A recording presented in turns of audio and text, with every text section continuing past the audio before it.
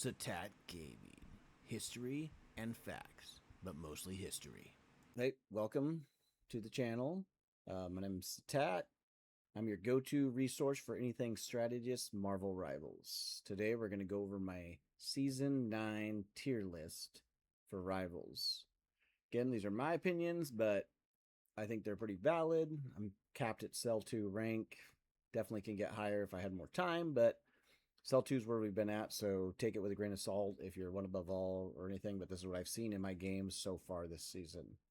Starting out with Adam. I think this is the first season I've seen everyone have a place. So every healer can be played without being a throw pick. Now, there are obviously some worse healers than other. Adam's the same case, especially with his team ups. The Ultron team up, well, Adam enabling the Ultron team up, but Adam just has some ability with his new team ups in there. He is a decent hero to pick. He's a decent healer. He's still not your best healer and more of enabling when he's on other people. So he's going to pick a C tier for Adam. Moving on to Cloak and Dagger. Cloak and Dagger, solid pick. The auto aim helps really, really well, and it's something useful that you can use. Always a go-to pick for just anyone that is struggling with hitting or hitting your marks. It's a good safe healer to pick. The alt nerf does still feel effective, but now you have an ice block. You have one other out, or the hood shield, the hood wall that she can project is pretty powerful. I think you're going to see the hood wall, especially when hood gets enabled and some of the abilities become more impermanent. I think Cloak and Dagger is still a solid pick. I'm going to put her at B tier right now. Just a good all-around solid pick healer. Next up is Deadpool. Deadpool Strategist is, I used to be like a stat whore. It still is a stat whore, right? Deadpool Strategist is 100% a stat whore who is wanting to farm stats, who looks like they get MVP and doesn't feel impactful. Now, I will say the jackpot is pretty powerful. Even the hammer is decent. If you can target a healer with it and you have the upgraded hammer, it still works because of that. And his team ups are okay. They're not great. The Hella team up is pretty awesome, but it takes so long to get to it. A lot of times, if you're trying to run him or picking him late, you're going to run to that wall. You have to start from the beginning and commit to him to get those Hella team ups. So he is a C tier strategist, slightly below Adam. He is a viable pick though. It's just not something I would be running regularly. Next up is Gambit. Gambit with the team ups that came even, I think, is one of the best picks as a healer right now. I would say top 2 pick healer. Some people are going to disagree with me. You see some people probably ranking another healer ahead of Gambit. I think Gambit's ult, when used tactically with another ult, is extremely powerful. I think that's where you're going to get the most benefit, teaming it up with another ult. But now with the Jubilee team up, or the Mag team up, he's become that much stronger. The Jubilee team up, well, Jubilee's on your team with the enhanced one. Getting the heal over time is really, really good. And the deflect is amazing. The Mag team up is also really strong. I've been running the Jubilee team up a lot more, even with divers, because of the deflect ability on it and the AoE heal that happens. I think the Mag ability is strong also with a pushback and the damage amp on it that hits if you have Mag on your team. Gambit is definitely still an S tier healer. It should be banned or picked every game if you have the option to. Visible Woman, solid pick. I think their Flame Shield's okay. The one problem you're going to run into is people using it correctly. You're going to Flame Shield in front of DPS, trying to get them to shoot through it, and for some reason, every DPS thinks they need to move away from the Flame Shield instead of shooting through it. It's like it's not. They always treat it like it's the enemy's barrier instead of their own. Invisible Woman is really good. Solid pick. The healing, there was a bug with the healing early on her ult, but it's been fixed. I think she's a good pick.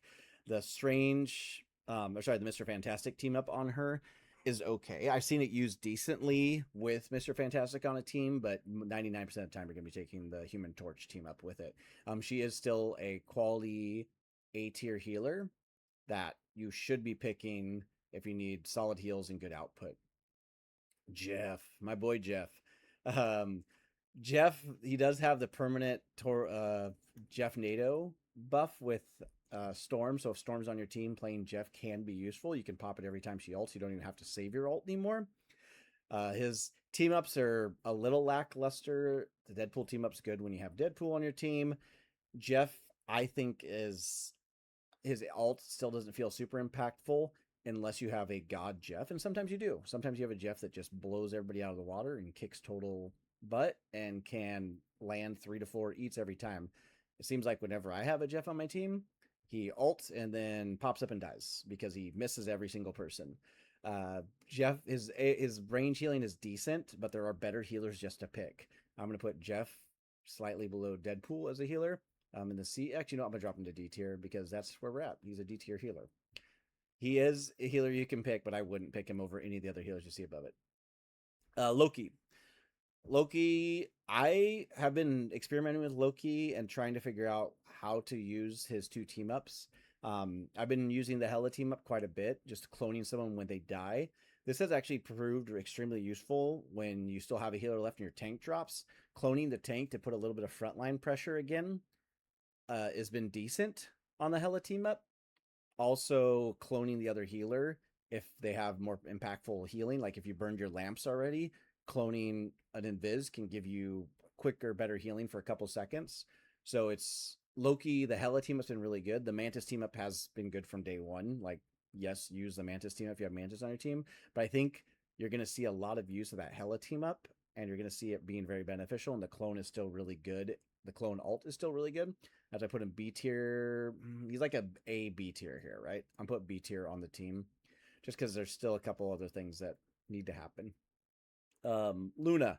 Luna has been, a consistent healer. I think the team ups for her are okay. She has the Adam team up, which gives her that network, which is decent. The White Fox team up is actually nuts to prevent CC. She's an aimbot, so you're going to need to be able to hit. You're going to often have Lunas that can't hit or they DPS. So as a healer, she's good quality, and her ult's still really impactful and powerful. It's one of the better ults with the healing nerfs that have happened, so she's good to use. Continue to play her. She's definitely slightly above Cloak if you have a good Luna, but she's still below, I think, Loki and Invis. Mantis. Mantis is absolutely nuts this season. And I encourage you, if you do not play Mantis, learn Mantis, especially with the enabling she does on Venom, Blade, even. I've been totally surprised with the abilities and powers of Mantis. If you have not picked her up and tried her, you need to pick her up and try her. Mantis is ungodly. This is a season where she's back. Even with the nerfs they did, the ninja nerfs, this is her season. Now, some people are rating her slightly above Gambit. I'm still going to put her below Gambit because I think even with the Star-Lord team up, which is what most people are taking right now, the heal spread, if you have Star-Lord on a team, I think she does move above Gambit. With the heal automatically applies the AoE. I think if Star-Lord's not on her team, or if you're having to use the other team up, she's slightly below Gambit. So in most cases, I think she's going to be slightly below Gambit.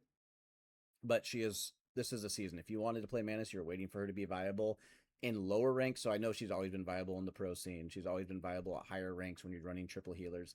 You can run her now in a 2 healer comp, and she will kick butt, and you will feel the impact.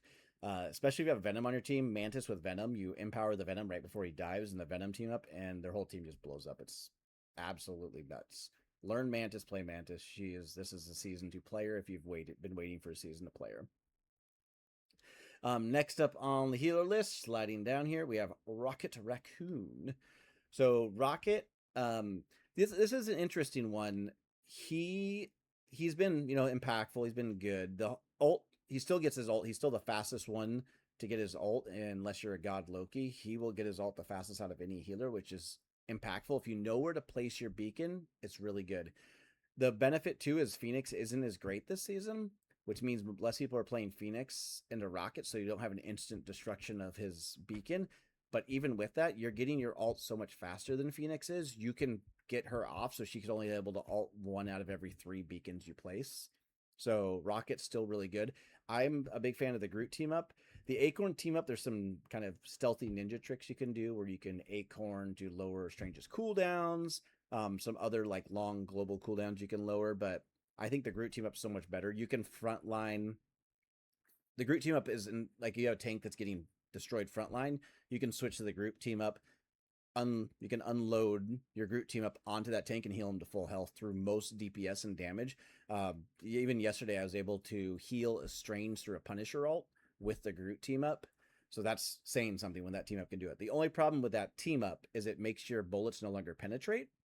Your bullets will hit the first target even if they're full health. So you have to maneuver yourself in a way that maybe you're not positioned to do. But Rocket is extremely strong this season, still really good. I would place him just slightly below Invis. You could make a case to bring her above, but I think slightly below Invis is where he's at right now. Moving on, Ultron.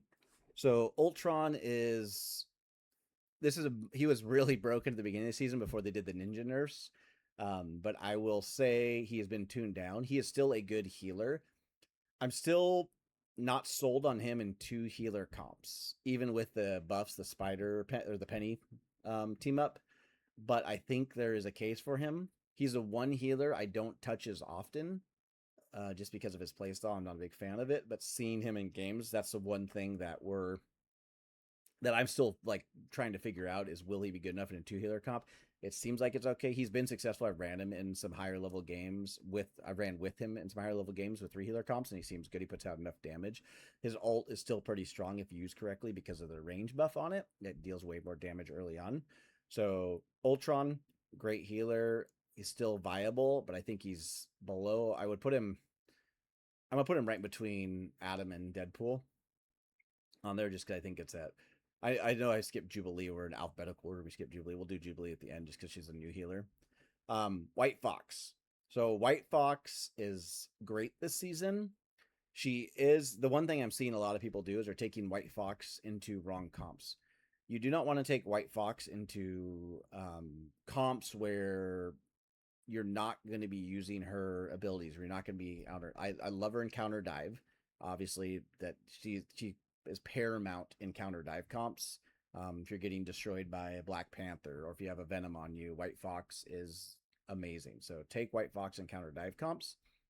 For pure healing output, she's good if you have a decent front line to bounce the double orbs off of. What she doesn't work well into is when you have one tank in front of you and then like three people stealthing around and you're trying to keep that one tank up. You're just not getting the value out of her ult or value out of her heal as you would. Her ult is also easily counterable, so you have to pay attention to that. If you're seeing a comp that is purely countering her ult, you don't want to. Her ult's not going to be as impactful, but she is really strong in terms of she can do really good healing output. We have two frontliners that she can bounce off of. Really good against anti-dive, and just an all-around strong healer. I do think her ult is better now that they buff the health, but I'm putting her at A tier because she is so strong and played so much. Jubilee. Oh, man. So Jubilee has been the brunt of many different arguments about, is she good? Is she bad? What can she do? I think Jubilee is strong. I don't think she's amazing. I don't think she's an S or even she like. I just don't think she's as amazing as people thought she was at the beginning when she came out. I think she's going to get better as people learn to play her because she is so complicated with the orbs and powering them. She does enable some team ups that are really powerful. I think if you can run Jubilee Gambit, I think you do. The Jubilee Gambit combo is bonkers. And it like in that case, she would be an S tier if you have Jubilee and Gambit on your team at one time. But if you're just running Jubilee to run her, it's not as strong, and there's other healers that can do better things. So Jubilee, I would put down at a B tier, just below Cloak. She does do some things well. She's good counter dive as well. She can heal herself. The orbs are really good. She has damage presence. But I think a lot of people are playing her wrong right now, and so you're seeing her not be as good. There could be a case to bring her up slightly above Cloak, but I think at the case she's in right now, that's where you got. So I think this is my tier list of healers. I think there's a case to be made for maybe a couple of these bouncing up and down, right? I think Rocket might be better than Invis in some cases. Loki in the right hands can be a little better, but in general consensus, when you have these people on your team, this is what you're going to want to see. Now, again, Mantis is very challenging and difficult. So if you have a Mantis on your challenging, difficult to play well, right? Anyone can throw out season hit, but if you to get the resets and make sure you're healing right, your Mantis numbers can be huge if you have a Star Lord on your team, or even not with a Star Lord team up. So This is my tier list, and I do realize the irony, if you've been paying attention, of me wearing a Flash hat while talking about Marvel Rivals. But there is hope that maybe there's a crossover at some point, right, with Rivals and DC, and we get some DC characters. Probably not, but it's a wish I have. So this, I'll be doing these every season. And thank you guys for stopping by and checking out the tier list. And that's all we got for you. Have a great one.